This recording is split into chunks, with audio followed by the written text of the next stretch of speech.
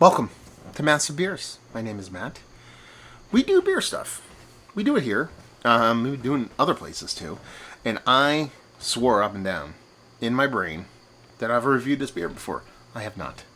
I don't know how. It's not possible. We're reviewing it now. Grimm. It'd be their Tesseract. Yeah. It's double IPA. Citra Mosaic and Falconer's Flight. 8% alcohol by volume. This is canned. It's a scoosh over a month ago. And, man, I have had this beer several occasions. Like I said, I was almost sure that I reviewed it before, but it's been a very long time since I had it. I think it came out about 7 years ago or so, give or take. I was just at a spot today, and I was like, I see it. It's a little bit pricey. It always, it's in low 20s, and I just kind of wanted it. But I was like, I want that beer. And I'm like, I remember reviewing it. I remember enjoying the crap out of it. Well, behold, I haven't reviewed it, so here we are. We already talked about it. Not much else going on here. And other than that, it's actually one of the reasons I want to pick it up. It is one of my favorite can designs, period. Just that kind of, how they do the kind of, the graphic design of reverse space is basically the best way I put it, in the way they have this kind of laid out. As far as geometric pattern, kind of these kind of cans gonna go, this is kind of one of my cream of the crop choices and one of my favorite can designs. So every time I see it, I kind of go, ooh, I kind of want to pick that up. But the price point is a bit prohibitive. But today I was feeling a little saucy. So here we go. So yeah, love the can design. And as far as the beer goes, not having had this for quite some time, I did expect this to be a quite bit more turbid than that, but it's not. It's pineapple juice, old school pineapple juice in color. It's not super vibrant white. It's also, you can see through it. I don't know if you can see my finger going through it as far as like a shadow, but it is not a very, very turbid beer. Just that golden glow with just off-white soapy head. Looks old school. Let's put it that way. Old school, new school. Let's see what the nose knows.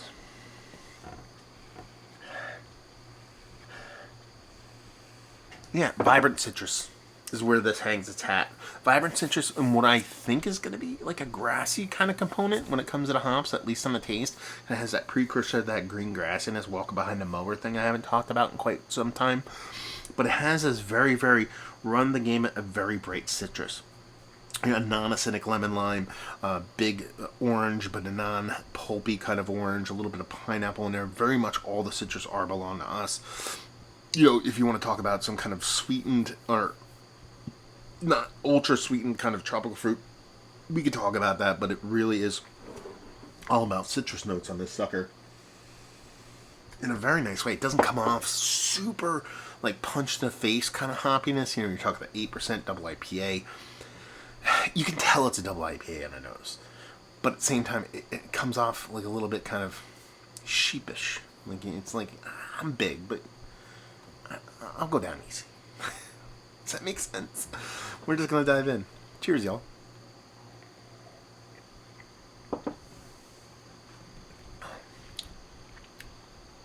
That's delicious. That's very, very, very, very delicious. Very delicious in a very modern, old school kind of way. There is this pop of citrus on this sucker that is super vibrant. Now, I think it comes off quite a bit more vibrant because it's not a super turbid beer. It's not ultra sweet. There is a bittering to it, and it does come off as that little bit of green grassiness I was talking about. But since it's a little bit kind of like rope-a-dopesy a little bit, it's like all those other things are there. It's going to be a weird beer to review because I think it's an ultra vibrant, modest beer. I know, again, that whole thing, I'm going to go down easy, but I'm still going to be big. It's a very oxymoronic beer, I guess you could say. So let's break it down from its basic components. Mouthfeel. It's got a really nice, silky mouthfeel. It's not turbid, it's not dense, it's not thick, as those kids would want to say. But it has this nice silky mouthfeel. It has a density to it that you know you're drinking something of haze. It's not butternut squash soup. And I say that in a positive sense. After that, you hear this combination of the sweetness and bitterness. Almost universally, exactly at the same time. The sweetness here comes off a little bit candied, like a little bit hard candied like, but it's not even close to being cloying. It's not saccharine sweet, but it's also tempered in a sense. So it's almost like a confectionery hard candy of Werther's Original like kind of sweetness, because it doesn't have that ultra sharp sweetness to it. A lot of these beers, especially the ones that tend to be under attenuated, which I don't think this one is all that much. There's the sweetness here, so there's something left, the residual sugar, but it's not hyper over the top. But it has just a little bit of softness to it to get it to that I'll go down easy kind of avenue that I was talking about previously. Now, the bittering side of things,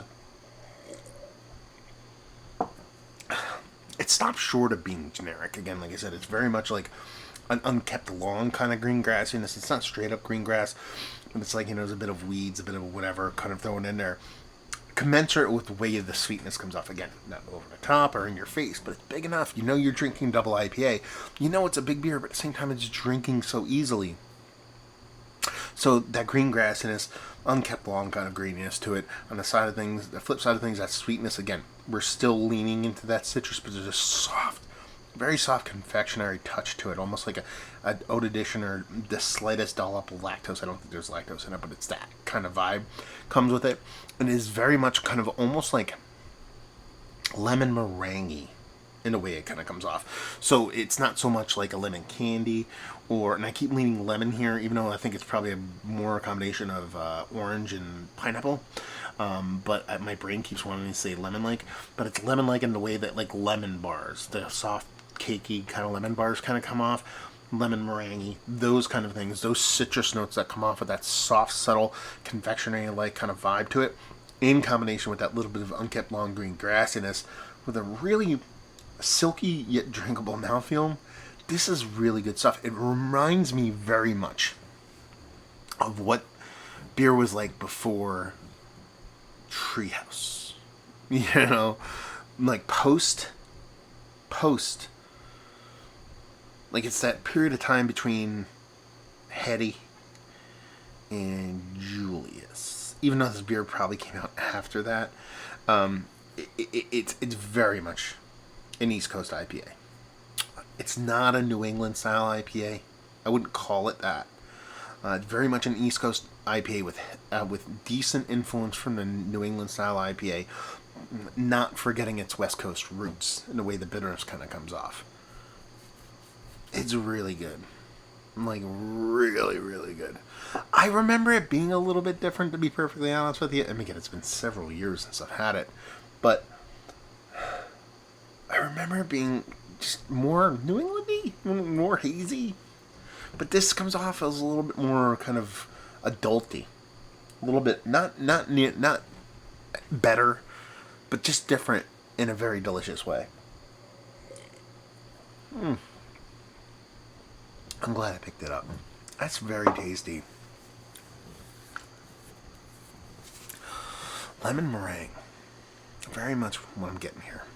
I mean, and when I say like lemon bars or lemon meringue, like it's when the person uses the real, lemons. Not like fake lemon flavoring. And that kind of thing where you're getting that natural kind of subtle kind of acidic little thing to it. I dig this quite a bit. I actually dig it quite a bit more than I thought I was going to, and I'm kind of surprised about how it came off, but again, I say this every now and then, it's kind of the beer I needed, not the beer I wanted, in a very, very tasty fashion. Yeah. Grimm. Man, I still haven't been to Grimm. They opened their spot, didn't get out there, pandemic happened, haven't been in New York in a while, just have to remedy that. It's been too long. But yeah, I think this is absolutely fantastic. Is this one of the better double IPAs I've had as of late? Yeah. Is it malfunctional status? Yes. Yes, it is. In a very, very tasty way. Value and availability, $21.99 pre-tax here in New Jersey. My butthole does not like that. But let's put it this way. If I knew all $21.99 IPAs would taste this good, I might be okay with that price point. I think you get a little bit damaged and hurt from the misses, all the misses. A lot of breweries do. So I don't pay that price a lot of times when it comes to IPA. But I felt like it today, and I won. I won today, and that's a good thing. Off shelf availability, and leave you with, I feel like what we like this, man. If you like IPA, but you're also very much into kind of well-made IPA, I don't think there's much to be hidden in this beer. The one thing about IPAs, there tends to be this kind of room for error when it comes to hazy IPA. It could be a little bit off here, a little bit weird there. But, the hops are going to shine through, the turbidity's going to cover up a lot of stuff. I think this tends to be a little bit more kind of a squeaky cleaner version of those kind of beers. So if you dig new school haze, old school IPA, and you can appreciate everything in that world that orbits it. If you like beer, man, I think you'll dig this. Even a traditional person that's not in the hazy beers, I think they do like, actually, this one's pretty good.